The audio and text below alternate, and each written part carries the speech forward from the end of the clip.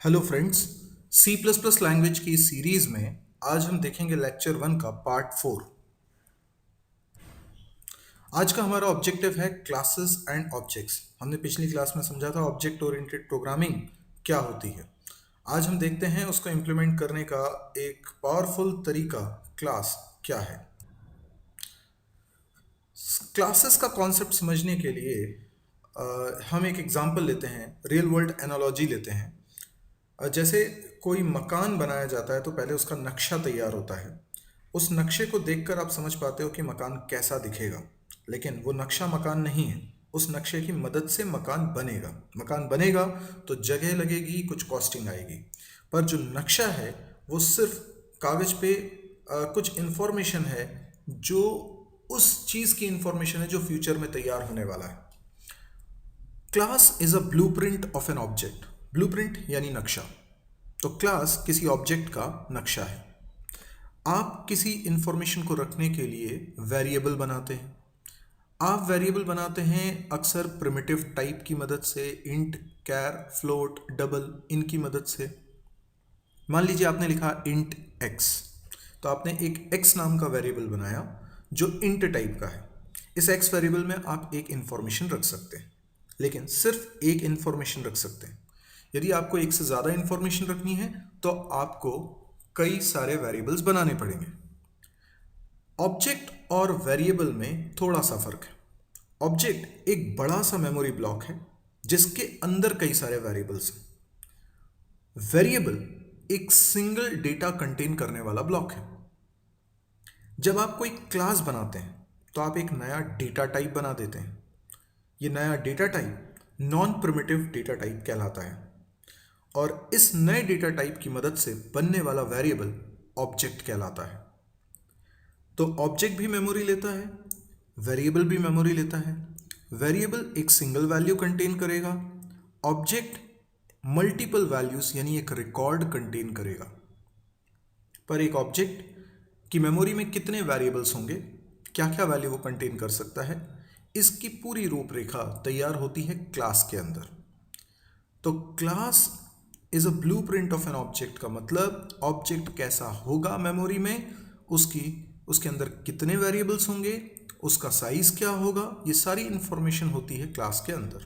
तो हम कह सकते हैं class is a description of objects property set and set of operations. यानी इसके अंदर वो फंक्शंस भी होते हैं, क्लास के अंदर वो फंक्शंस भी होते हैं जो ऑब्जेक्ट के वेरिएबल्स को यूज करेंगे।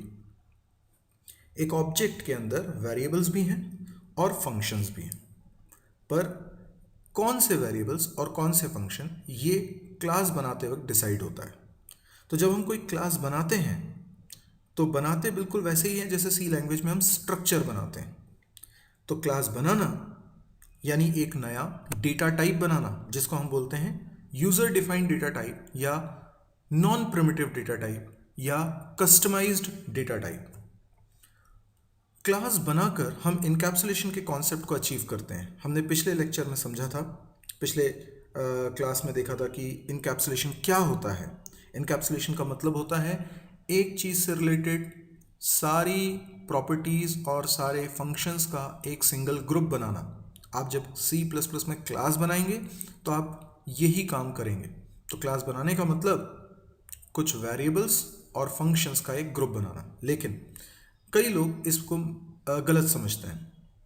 अगर मैं एक स्टूडेंट से रिलेटेड कुछ वेरिएबल्स और फंक्शंस का एक ग्रुप बना दूं और उसी स्टूडेंट से रिलेटेड कुछ दूसरे और वेरिएबल्स का एक अलग ग्रुप बनाऊं, तो मैंने दो क्लास बना ली, पर ये दोनों क्लास मिलकर एक ही स्टूडेंट की इंफॉर्मेशन रख रहे हैं।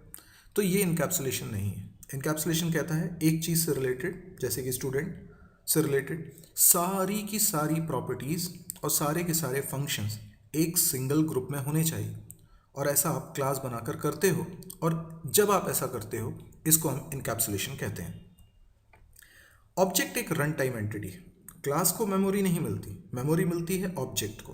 क्लास तो सिर्फ ऑब्जेक्ट का डिस्क्रिप्शन है। तो ऑब्जेक्ट को जब मेमोरी मिलेगी तो वो इसी आधार पर मिलेगी कि क्लास में आपने कितने वेरिएबल्स बनाए हैं। ऑब्जेक्ट जब बनेगा तो ऑब्जेक्ट मेमोरी कंज्यूम करेगा रैम के अंदर। Object is an instance of a class. Instance का मतलब होता है एग्जाम्पल। तो एक क्लास है स्टूडेंट, तो उसका एग्जाम्पल क्या हुआ? तो हो सकता है एक स्टूडेंट हो जिसका नाम हो राहुल, तो राहुल उसका एक एग्जाम्पल हुआ। रवि उसका दूसरा एग्जाम्पल हुआ। रोमेश उसका तीसरा एग्जाम्पल हुआ। इस तरह से हम एक कैटेगरी के, एक क्लास के कई सारे एग्जाम्पल्स दे सकते हैं। तो सिंपल भाषा में कहें तो इंस्टेंस और ऑब्जेक्ट एक ही बात है, दे आर सिनोनिम्स। इस एग्जाम्पल को देखिए, इसमें हमने एक क्लास बनाई है बॉक्स नाम की, और इस क्लास के अंदर हमने 3 वेरिएबल्स बनाए हैं लेंथ, ब्रेड्थ और हाइट को रखने के लिए LBH। 2 फंक्शंस भी बनाए हैं, सेट डायमेंशन, शो डायमेंशन। पूरी कोडिंग नहीं है, ये सिर्फ एक फॉर्मेट है आपको एक आइडिया देने के लिए कि क्लास किस तरह से बनती है।